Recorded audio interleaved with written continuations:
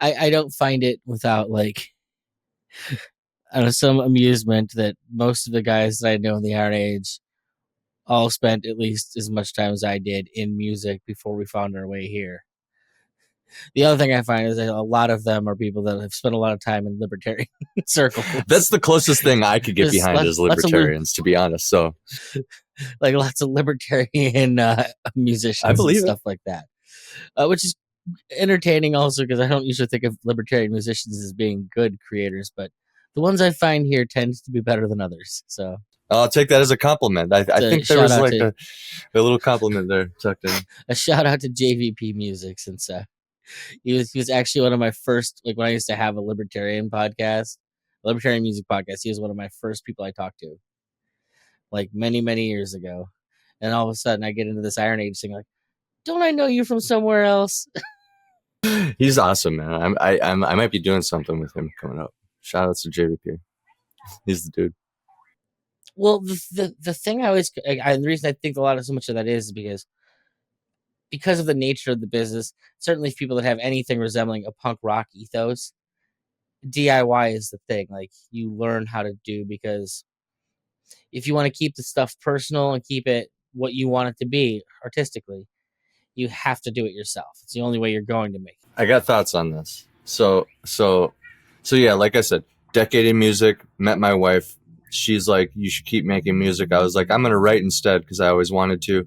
Started writing, publishing. Here we are now. I'm at the comic book phase.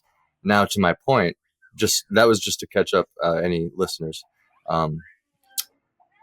There is, okay, so Nicky, I'm sure you saw this in your music experience. Who were the most successful bands? Like the ones where it's just like they were forged, you heard about them and suddenly they're famous and touring and oh my goodness, they're so far above everybody else, like boom, just overnight success.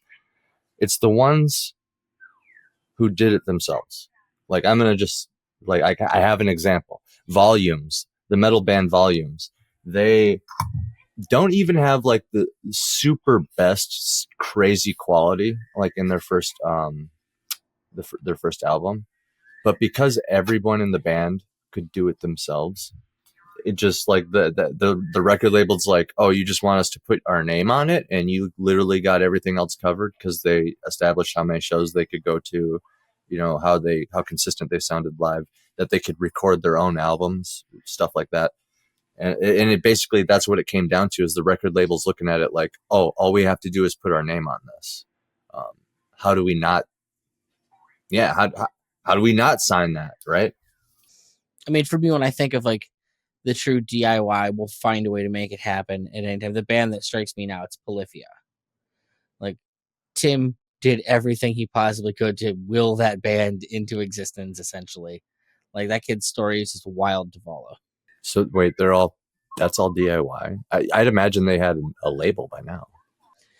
I mean, the thing is that let's say musical direction. The reason the band exists the way they do is because Tim was unhappy with like the state of metal music and like the fact that nobody gives a shit about metal anymore. If he wanted to be a famous musician, he's going to have to make some changes. So he literally up and went, left for LA, spent time with like the hot producers and like what was working in music. Like, hey, I want to be a working musician. So how do I make that happen? What do I need to do?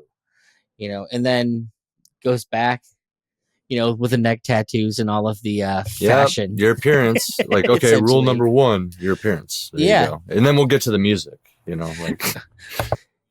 Yeah. Well, I mean, but understanding the market is important.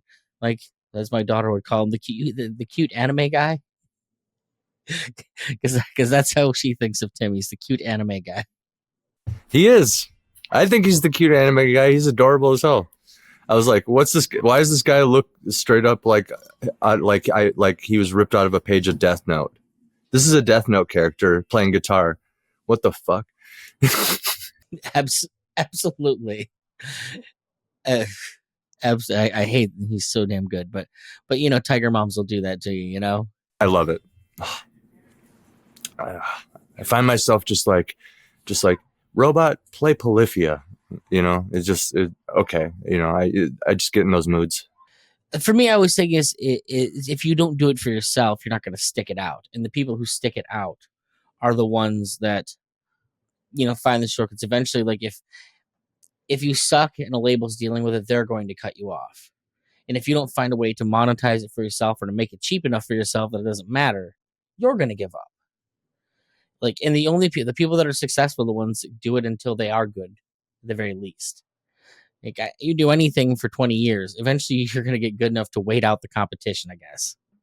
Right, and you just touched on another good point is cost of production.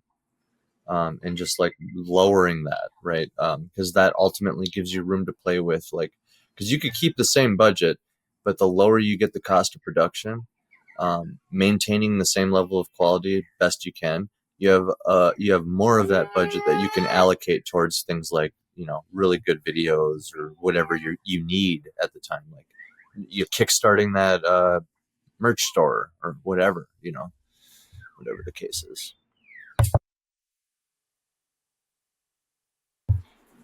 Yeah, but it's it's a tricky thing out there, man. Like bands, you gotta even with merch, man. Like it's really you're not really trying to profit off the shirts. You're just trying to get people to wear them. You know? Yeah. It's awareness. You're trying to build, like, you want your name out there is the big thing.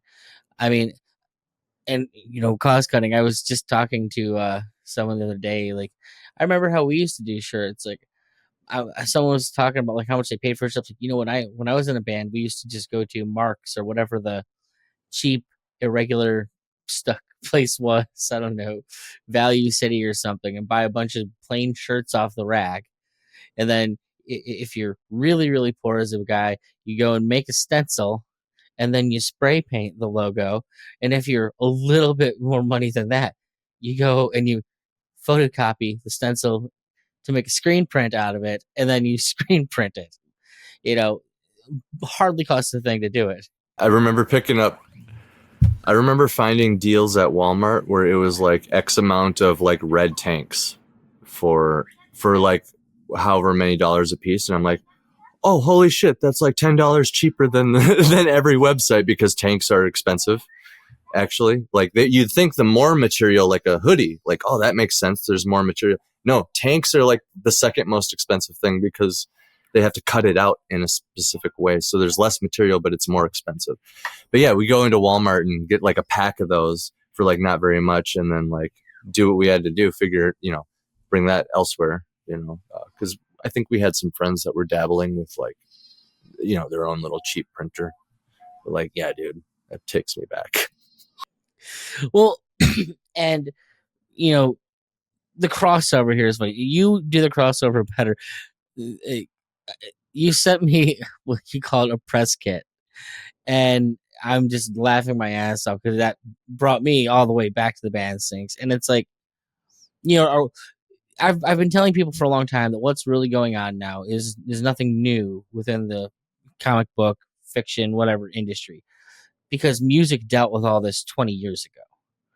Like Napster, what it did to the music industry is just finally now happening to the publishing world. And so, is it going to be the guys that learned the lessons from what happened 20 years ago in music that have the tools and the skill set to manage what's coming in the publishing industry? Holy shit! You just, I mean, nobody. I haven't heard anybody mention Napster and compare it to the new Iron Age thing that's going on. You know what I mean? Because like that's kind of how I view it. Is like that's what like the Iron Age is. It's like independence, right? It's a decentralization, um, not anything else. It's like a grand decentralization, which is kind of what Napster was. Like it was the music was released. It's just there it is. You know what I mean? And the tools to I mentioned all the free software earlier and Amazon and stuff. The tools are there. And I mean, as much as people want to gripe about it, the art is there now too. I mean, the goal is human art, but you can start somewhere for free and start investing in yourself because investing in yourself is forever, right? So that's, I mean, Yeah, tattoos, it's yeah, forever, you know? So yeah, brother. I know everything Yeah. about Yeah. it. So